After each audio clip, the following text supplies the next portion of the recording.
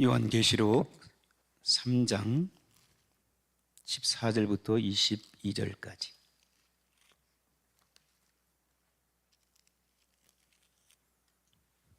요한계시록 3장 14절에서 22절까지 교독하십니다. 제가 한 절 읽고 여러분 한 절 읽으시고 3장 14절입니다. 라오디게아 교회의 사자에게 편지하라. 아멘이시요 충성되고 참된 증인이시요 하나님의 창조의 근본이신 이가 이르시되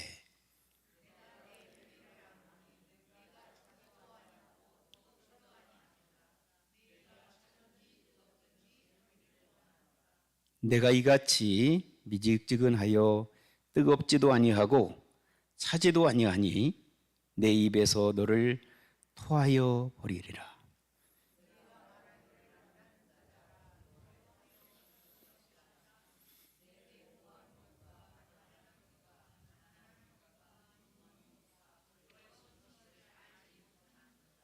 내가 너를 권하노니 내게서 불로 연단한 금을 사서 부유하게 하고 흰 옷을 사서 입어 벌거벗은 수치를 보이지 않게 하고 안약을 사서 눈에 발라 보게 하라.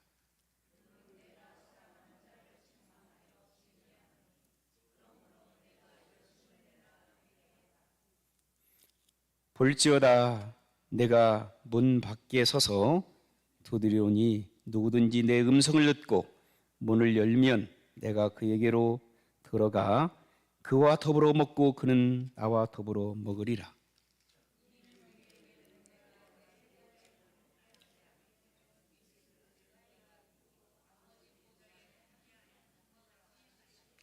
함께 읽습니다. 귀 있는 자는 성령의 교회들에게 하시는 말씀을 들을지니라. 아멘. 기도하시겠습니다. 하나님, 저희들을 불러주심을 감사합니다. 수고하고 무거운 짐진 자들아, 다 내게로 오라. 내가 너희를 편히 쉬게 하리라고 주님 말씀하셨습니다.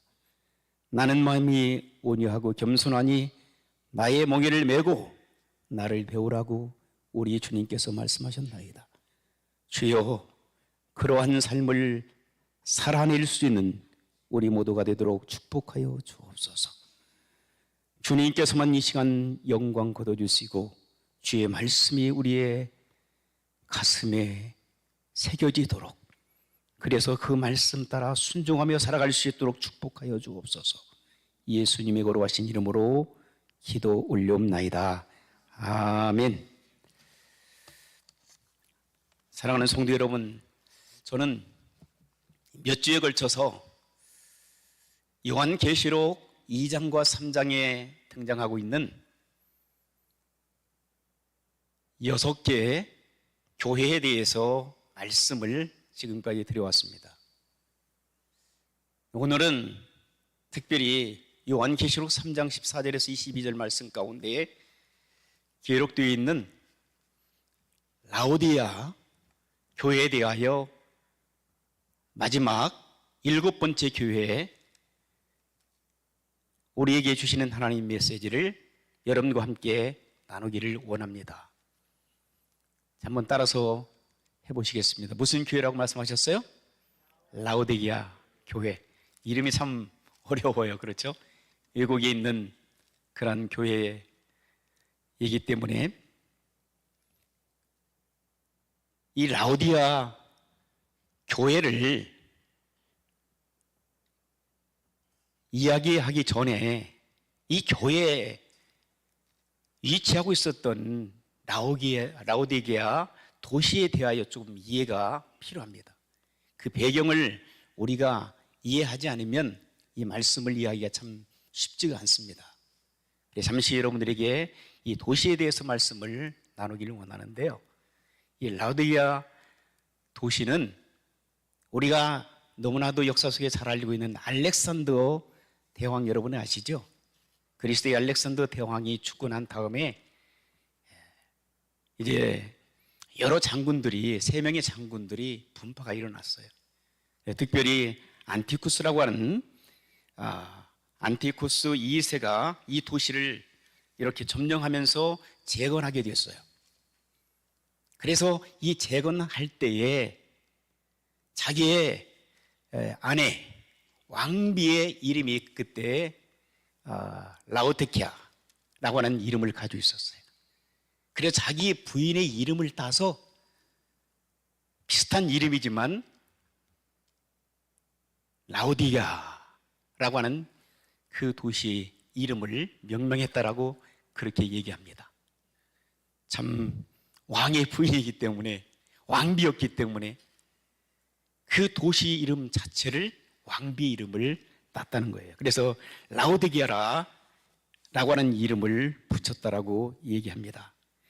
이 라오디게아 도시는 에베소에서 동쪽으로 이제 수리아 쪽으로 쭉 가게 되면 그 지정학적으로 볼 때는 굉장히 중요한 위치, 교통의 요지였다고 그래요.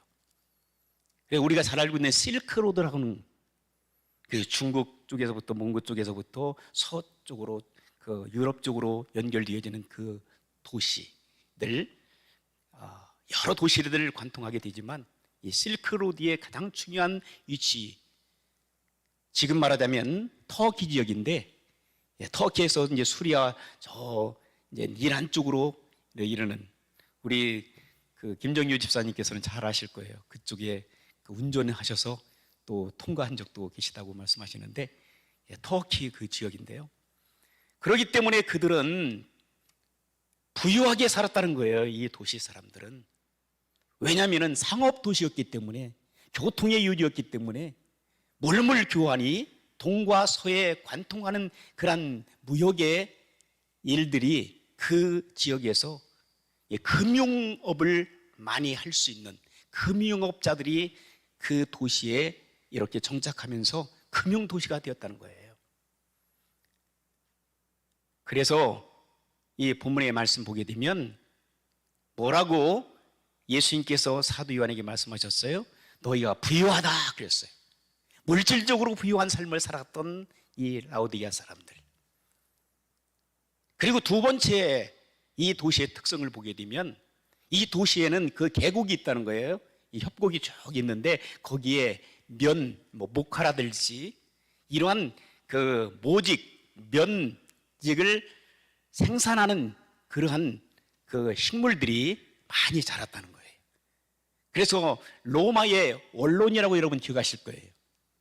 로마 왕들을 보좌하고 있는 원론들이 입었던 그 하얀 옷, 이런 것들을 이곳에서 생산되었던 그러한 그 모직, 면직 이런 걸 가지고 만들었다라고 학자들은 얘기를 하고 있습니다. 그리고 세 번째는 이 도시에 눈을 고치는, 눈병을 치료하는, 그리고 또 귀를 치료하는 약품들을 생산할 수 있는 원료재가 거기에서 생산된다는 거예요. 그래서 거기는 그 의학이 발달되었다는 거예요. 그런데 이렇게 좋은 도시였던 라오디게아 도시는요, 한 가지 부족함이 있었다는 거예요. 부족한 거 뭐냐면 물이 부족한, 물이. 그래서 물을 공급해야 되는데 다른 도시에서 물을 끌어다가 이 도시 사람들을 이제 먹이는데, 식수를 공급해야 되는데 어디서 물을 끌어오냐면은 북동쪽에 있는 한 14km 떨어져 있는 북동쪽에 히에라폴리라고 하는 도시가 있었는데 거기에 온천수가 막 굉장히 많이 있어요. 그래서 온천수를 끌어오다가 이제 라오디게아 사람들이, 라오디게아 도시의 사람들이 먹고 살아야 되는데 그 물이 처음에는 뜨거운 물이 쭉 흘러온다는 거예요. 그런데 오다가 보면 어때요? 식어지잖아요. 씻고 하다가 이제 라오디게아 도시에 살고 있는 사람들이 마시려고 하니까 완전히 식어진 거예요. 미직지근한 물이 되어버린 거예요. 그래서 예수님께서 이 말씀을 하신 거예요. 너희가 뜨겁지도 않고 차지도 않고 미직지근한 신학을 가지고 있구나. 여러분, 물은 차든지, 그렇죠? 아니면 뜨겁든지 해야 되잖아요. 미직질하게 하면은 맛이 없다고. 그래서 주님께서 뭐라고 그랬어요? 토해버리겠다고 그래요. 토해버리겠다. 어쨌든 이 도시의 특성을 보면 그런 특성을 가지고 있어요. 이런 배경 가운데서 오늘 라오디아 교회가, 7번째 라오디아 교회가 그 도시에서 이제 신앙생활을 할 수 있도록 성도들을 이제 케어하여, 참 언제 어떤 모습으로 그 교회가 개척되는지는 모르겠지만 그곳에 하나님의 교회가 사도 바울의 영향을 받아서 그런지 어쨌든 여러 가지 그런 배경을 통해서 교회가 세워졌습니다. 그런데 이 교회 성도들도 문제가 되어지는 거예요. 오늘 본문의 말씀 보니까 우리 주님께서 7개의 교회들을 쭉 이렇게 사도 요한을 통해서 교회에 그 별들이었던 하나님의 사자들에게 편지했다라고 에베소 교회부터 시작하잖아요. 오늘 라오디아 교회 사자에게 편지한다라고, 목회자에게, 교회 지도자에게 지금 여호와 하나님께서, 예수 그리스도께서 성도들을 살리기 위하여 대표적으로 수많은 교회들 가운데 소아시아 교회에 있었던 7교회를 대표적으로 뽑아서 그 교회 사자에게 편지를 쓴다고 하는 거예요. 편지를 쓰는 그 내용은 뭐예요? 할 말이 있다는 거예요. 할 메시지가 있다는 거예요. 그 메시지를 하나님께서는, 예수 그리스도께서는 사도 요한을 통해서 마지막 종말에 주님께서 오시기 전에 이 메시지를, 좀 강력한 메시지를 보내고 싶으신 거예요. 그래서 이 말씀을 각 교회들에게 보내신 줄 믿습니다. 그래서 에베소 교회 사자에게 편지한다, 서마나 교회 사자에게 편지한다, 버가모 교회 사자에게, 도아디아 교회 사자에게, 사대 교회 사자에게, 그리고 필라델피아 교회 사자에게, 라오디아 교회 사자에게 편지한다라고 처음에 편지한 내용을 이렇게 소두에 시작하고 있어요. 그리고 난 다음에 칭찬과 책망을 하시고 교훈의 말씀을 주시고, 그리고 어떻게 살아가야 이기는 사람들이 되고 이기는 성도가 될 것인가를 가르쳐주고 있어요. 오늘 본문의 말씀 보게 되면, 자, 이 교회의 특성 가운데 하나가 뭐냐면 칭찬이 있어요, 없어요? 아무리 찾아봐도 칭찬이 없어요. 자, 다른 6개 교회 성도들에게는, 그 교회들에게는 우리 주님께서 칭찬해 주셨어요. 그런데 6개 교회 성도들, 그 교회들에게는 칭찬을 해 주셨는데 이 교회 보니까 무슨 교회라고요? 라오디게아. 이 교회의 성도들에게는 주님께서 칭찬을 빼버렸어요. 그러면 칭찬이 없으면 뭐만 있어요? 뭐만 있어요? 책망만 있어요. 책망만. 어떤 책망을 하고 있습니까? 한번 성경을 보실까요? 자, 요한계시록 다시 한번 본문으로 들어가겠습니다. 자, 내가 뭐라고 그랬어요? 차든지 뜨겁지 해야 되는데 미직지근한 신앙을 갖고 있다. 영적으로 나약하다는 거예요. 영적으로 볼 때 너희가 부유한 삶을 살아가고 네 도시 사람들, 그리고 내 교회가 부유한 교회지만 내가 볼 때는 가난하다는 거예요. 열심이 없다는 거예요. 식어버렸다는 거예요. 미직지근한 신앙을 가지고 있다는 거예요. 뜨거운 신앙 없다는 거예요. 차가운 신앙도 없다는 거예요. 미직지근하여 내가 토해버리겠다고 책망을 하세요. 참 무서운 말씀이잖아요. 영적으로 지금 죽어있는 라오디아 교회의 모습, 그 모습이 우리 교회의 모습은 아닌가요? 저와 여러분들의 모습은 아닌가요? 이 시대를 향하여 우리 주님께서는 사도 요한을 들으셔서 이 메시지를 주고 계신 살아계신 생명의 말씀인 줄 믿습니다. 그냥 듣든지 말든지 하라는 말씀이 아니에요. 여기에 7개 교회의 특성들을 보면 공통적으로 나타나는 모습을 보게 되면 우리 주님께서 책망을 하셨던 교회들이나 아니면 칭찬을 하셨던 교회들이나 일괄적으로 우리 주님께서는 그들에게 메시지를 주시더라고요. 그리고 그 메시지를 순종하는 교회들과 성도들에게는 하나님의 약속이 있다는 것을 말씀해 주시는 거예요. 소망을 주시더라고요. 희망적인 메시지를 주시더라고요. 누구든지 주의 말씀을 듣고, 어떤 사람이라면 귀 있는 사람들. 여러분, 귀 없는 사람이 어디 있어요? 그죠? 다 귀가 있잖아요. 그런데 각 교회들 특성들마다 각 교회에게 편지를 쓰면서 마지막 부분에 우리 주님께서 사도 요한을 통해서 말씀하시는 것이, 귀 있는 자들은 성령께서 하시는 말씀을 뭐라고 했어요? 들을지어다. 자, 왜 들으라고 말씀하셨어요? 듣고 행하라고. 말씀을 듣고 행하라고. 말씀을 듣고 행하지 않는 믿음은 죽은 믿음이라 말씀하셨어요. 사랑하는 성도 여러분, 하나님께서 주시는 말씀을 잘 들으시기를 주의 이름으로 축원합니다. 그 말씀을 지키시기를 바랍니다. 그 말씀 지켜 행하는 살아가는 성도들에게, 교회들에게 하나님께서는 축복을 다양하게 해주시겠다고 말씀하셨어요. 여러분, 에베소 교회 너희가 뭐라고 했어요? 첫신앙을 버렸구나. 그러나 첫신앙을 회복하고 열심히 주님을 다시 섬기게 되면 생명수를 주겠다라고 말씀하셨고, 서만학교의 성도들에게는 죽도록 충성하라, 그리하면 너에게 생명의 멸류관을 주겠다라고 했고, 또한 버가모 교회 성도들에게는 또 흰 돌이 되겠다. 그리고 또 만나가 되도록 하겠다. 만나를 주겠다. 각각 교회들에게 우리 주님께서는 너희가 승리하기를 원하느냐? 너희가 말씀대로 살기를 원하느냐?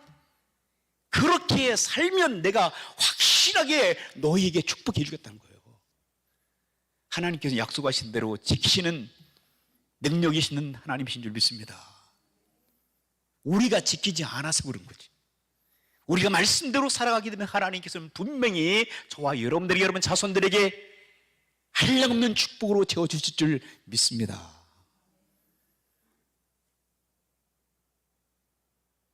여러분, 물질적으로 부유하면 기분은 좋잖아요. 그렇죠? 돈 많은 사람들 부럽잖아요. 사모님, 그렇죠? 돈 많은 사람들 부럽죠? 돈 없으면 불편하잖아요. 돈 많으면 또 필요한 대로 사용하잖아요. 물론 돈 많아가지고 필요한 데도 사용하지 않는 사람들도 많지만 대부분 돈이 많으면 그래도 너그럽잖아요. 그리고 마음의 여유가 있잖아요. 그런데 때때로 성경에 보게 되면 우리가 돈을 많이 하나님께 주셔서 신앙생활 잘할 것처럼, 교회가 부흥할 것처럼, 그리고 우리가 참으로 영적으로 뛰어난 하나님의 사람들이 될 것처럼 생각하는데 성경을 보다 보니까 그게 아니더라고요. 필라델피아 교회와 서머나 교회는 가난한 교회였습니다. 핍박을 받는 교회였습니다. 고난을 당하는 교회였습니다. 그러나 그 교회들을 향해서 우리 주님께서는 너희들이 가난하나 부유한 교회라고 말씀하셨습니다. 할렐루야. 영적으로 부유하다는 거예요. 그런데 오늘 본문에 등장하고 있는 라오디아 교회는 물질적으로 풍요한 교회였습니다. 그런데 그 교회가 영적으로 죽었다는 거예요. 주님께서 칭찬하지 않는 교회, 그러나 서머나 교회와 필라델피아 교회는 책망이 없어요. 책망이. 하나님의 칭찬만 그들에게 있어요. 우리 교회가 여러분 물질적으로 부합니까? 여러분들이 잘 살고 있습니까? 때때로 이것들이 축복이 될 수도 있지만 때때로 이것들이 영적인 방해가 될 수 있는 것도 여러분 우리는 간과해서는 안 됩니다. 정신 차리하지 않으면 우리는 영적으로 죽어갈 수 있습니다. 하나님을 바라보는 하나님 중심적인 신앙이 아니라 인본적인 신앙, 인간 중심의 신앙으로 변화될 수 있다는 것입니다. 다른 사람, 다른 교회의 이야기 아니라 우리 교회의 이야기, 저와 여러분들의 이야기가 될 수 있습니다. 아닌가요?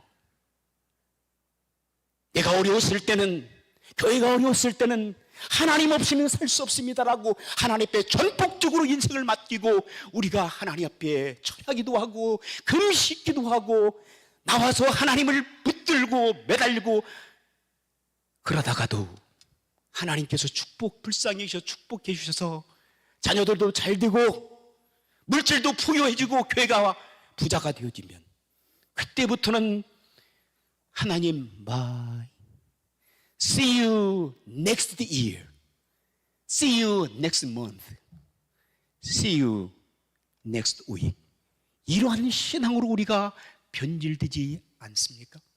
라오디아 교회 성도들이 그랬습니다. 이 교회 성도들은 하나님이 필요 없대요. 의식적으로는 지금 하나님을 섬기는 것처럼 보였었어요. 그러나 주님께서 보실 때에 너무나도 가당치 않는 삶을 살았다고 하는 거예요. 지금 여러분 그렇게 부유했던 라오디아 교회, 하나님의 칭찬이 없었던 그 교회가 1722년과 1899년 두 차례로 대지진이 나가지고 그 도시가 완전히 폐허된 상태에서 지금은 관광객들이, 순례자들이 왔다 갔다 하는 도시가 되어지고 그렇게 찬란했던 교회 십자가 형태와 그리고 교회 터 그리고 원형 경기장의 터만 이렇게 가증스럽게 그리고 사람들에게 마음에 쓸쓸하게 보여지는 그 교회의 모습으로 지금 우리 앞에 역사 속에 드러나고 있다는 얘기예요. 사랑하는 성도 여러분, 우리 교회가 그러한 라오디아 교회 같은 그러한 교회가 되지 않는다고 누가 장담할 수 있습니까? 폐허된 교회, 하나님의 책망을 받았던 그 교회. 저는 이 말씀을 준비하면서 저와 그리고 여러분 성도 한 사람 한 사람이 하나님께서 핏값으로 세우신 이 우리 세광교회가 하나님 앞에 책망만 받는, 하나님께서 보실 때 폐허된 아무 쓸모가 없는 교회가 되지 않기를 간절히 바란 마음으로 이 말씀을 여러분과 함께 나눕니다. 어떻게 여러분 사시겠습니까? 어떻게 지금까지 살아오고 있습니까? 주님께서 칭찬해 주었던 서머나 교회 그리고 필라델피아 교회는 우리가 아시는 대로 어떤 특성들을 가지고 있어요. 그들은 믿음을 지켰어요. 가난했지만 부유한 환경을 가지고 있지 않았지만 믿음을 지켰다고 했어요. 생명을 걸고 그들은 주님 앞에 믿음을 지켜 주님 앞에 충성을 다했고, 그리고 필라델피아 교회는 필라델피아 필로스 아델포스라고 하는 형제 사랑이라고 하는 그 교회의 특성대로 그들은 서로 사랑하며 하나님을 사랑하고 이웃을 사랑하고 민족을 가슴에 품고 그리스도의 복음을 전개했던 사람들. 그러다가 역사 속에 순교의 제물로 사라졌지만 그들의 이름은 지금도 역사 속에, 우리의 교회사 속에, 그리고 저와 여러분의 가슴 속에 새겨지는 줄 믿습니다. 우리 교회가 그렇게는 살 수 없을까요? 우리 교회 성도들이 그러한 삶을 살 수는 없을까요? 사랑하는 성도 여러분, 주님께서 계속적으로 말씀하고 있어요. 14절에 보세요. 17절에 같이 한번 읽겠습니다. 시작. 내가 말하기를 나는 부자라 부유하여 부족한 것이 없다 하냐. 내 곤고한 것과 가련한 것과 가난한 것과 눈먼 것과 벌거벗은 것을 알지 못하는도다 그랬어요. 책망의 소리잖아요. 부유한 것 같지만 가난한 자예요.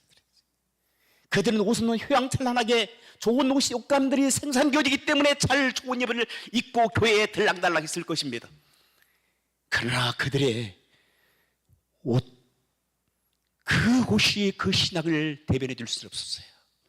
그들은 영적으로 벌거벗은 그러한 사람들이라고 성경은 말씀하고 있어요. 그들이 좋은 안약이 있습니다. 좋은 그 귀를 치료할 수 있는 약들이 있습니다. 그러나 너희가 눈을 또 보느냐? 그러나 너희는 영적인 소경이라는 거예요. 너희가 귀가 있느냐? 너희의 귀는 영적으로 지금 귀머거리는 상태에 있다. 하나님의 말씀을 듣지 않는다는 거예요. 하나님께서 말씀을 하고 있지만 오늘 이 아침에도 저에게 하나님께 주신 메시지를 저와 여러분들에게 주고 계시지만 그 말씀을 귀가 있지만 듣지 않는다는 거예요. 그러나 여러분, 이 시간 귀가 열려지기를 주의 이름으로 축원합니다. 성령의 음성을 듣고 우리의 삶의 모습을 내가 회개할 것 있는 사람들 회개하십시오. 그리고 다짐하고 결단하고 충성하고, 그리고 내가 하나님 앞에 최선의 삶을 살지 못했다라면 미적지간 신앙을 버리고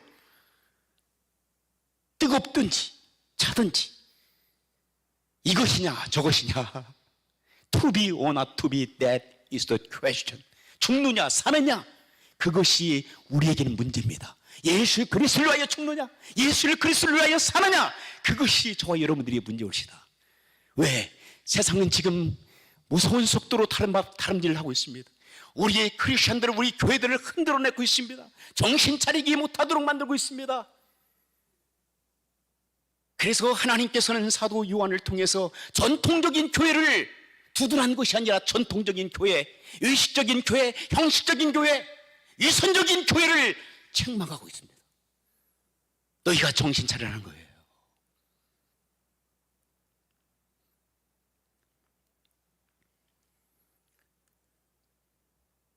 그러나 19절에 살아오는 성도 여러분, 희망의 메시지가 들려옵니다. 물은 내가 사랑하는 자를 책망하여 징계한다 그랬어요. 자, 뭐라고요? 사랑하는 자를 책망하여 징계한다. 이 말씀 같지도 않잖아요. 그렇죠?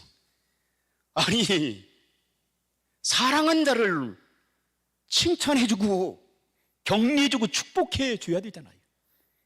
그런데 우리 주님께서는 뭐라고 하셨어요? 사랑하는 자를 책망한다 그랬어요. 여러분, 그렇게 혹시 들릴지 모르겠어요. 제가 여러분들에게 책망하는 소리로 들릴지 모르겠어요.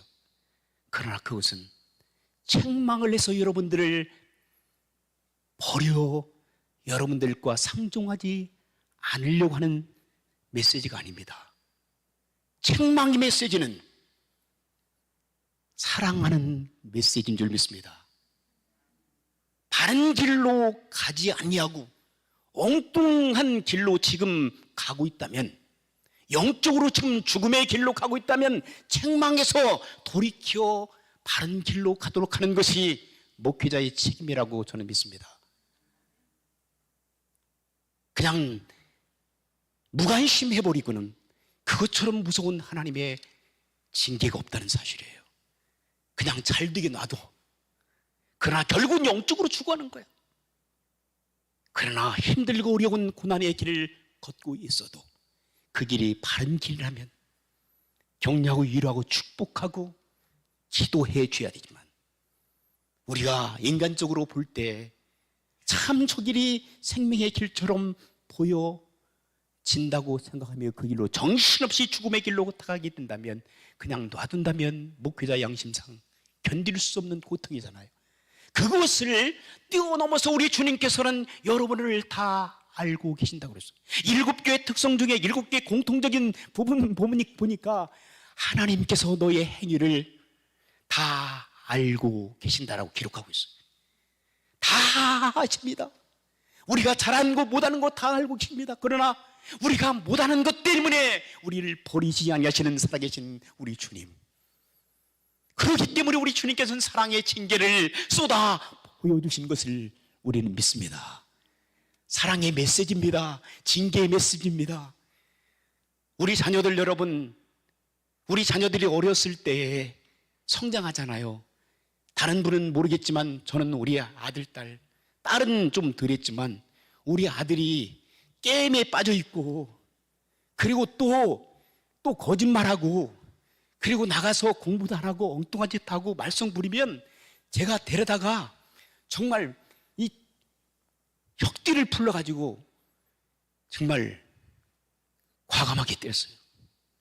어떤 때는 제가 무서울 정도로 제가 우리 아들을 다스렸어요.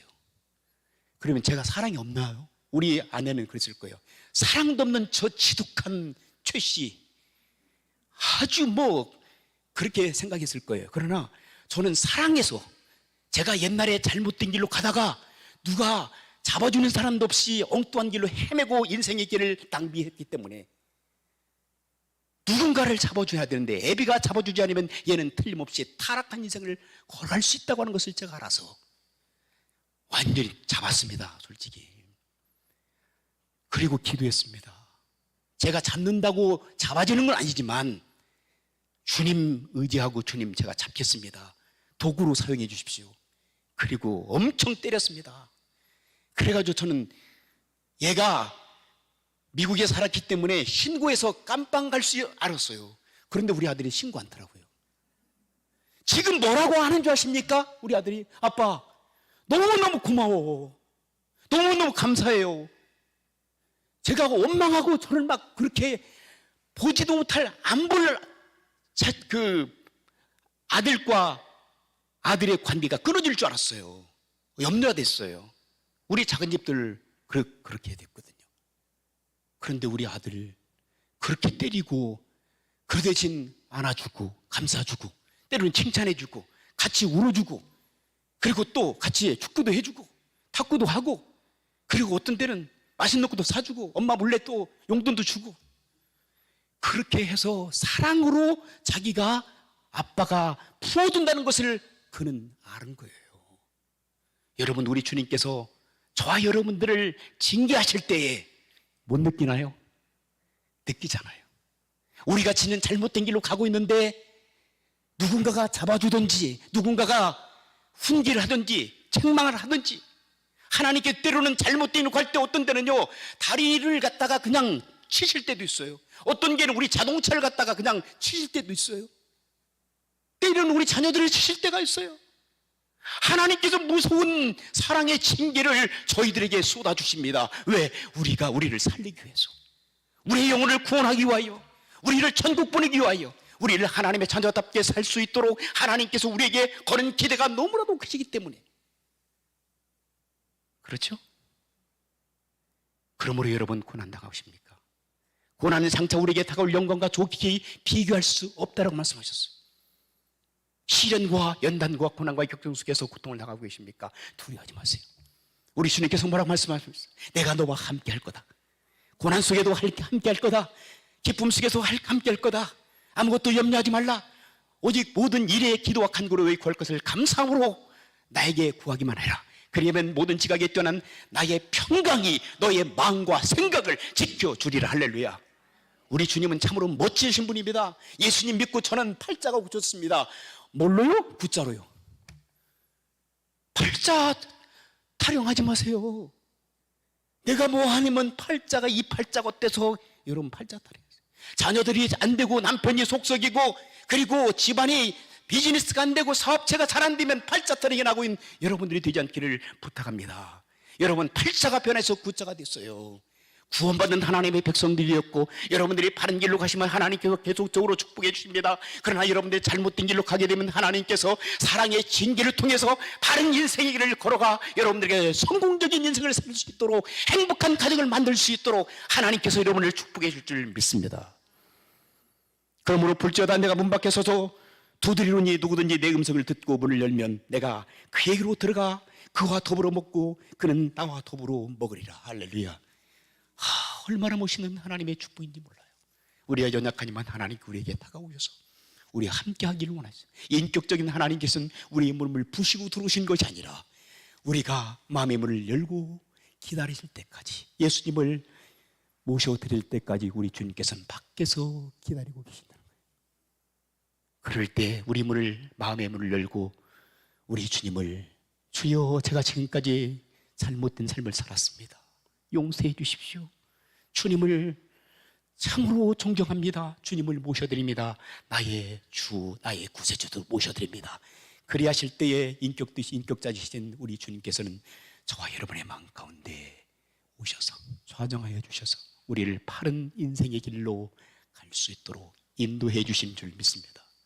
영원토록 내가 너와 함께 한다라고 우리 주께서 말씀을 하셨습니다.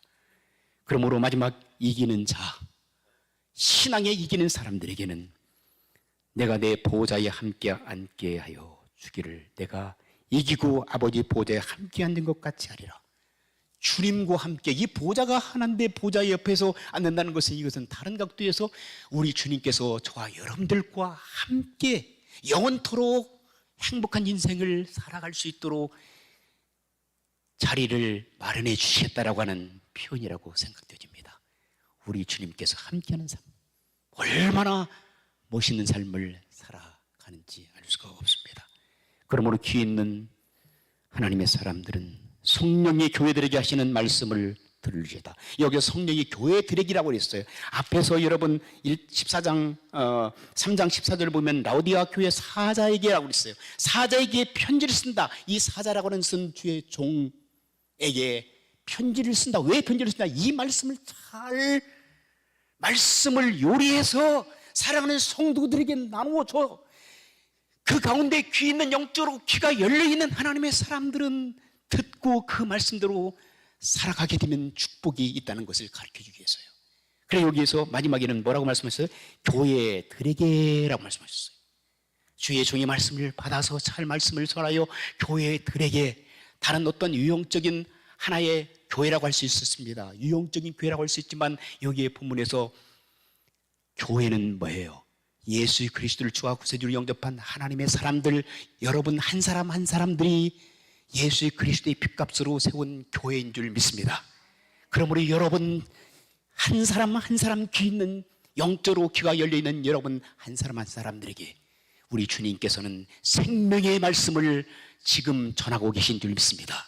그 말씀을 들으시고 깨달으시고 그 말씀을 지켜 행하게 되면 하나님께서 여러분 책임지는 인생을 살아갈 수 있도록 축복해 주신다라고 약속해 주셨습니다. 사람들이 약속은 변덕이 죽을 듯 해가지고 이리 갔다 저리 갔다 우왕창에 현기증 나게 만들어요. 그러나 하나님께서는 한 번 약속하신 것은 생명을 걸고 지키신 줄 믿습니다. 주님께서 말씀하신 것입니다. 제가 얘기한 거합니다. 그러므로 이기는 성도 여러분들이 되어서 하나님의 축복 가운데 행복한 인생의 길을 걸어갈 수 있는 저 여러분들이 되시기를 주의 이름으로 축원합니다. 주의 이름으로 축원합니다. 기도하시겠습니다. 하나님 아버지 감사합니다. 하나님께서 우리에게 주시는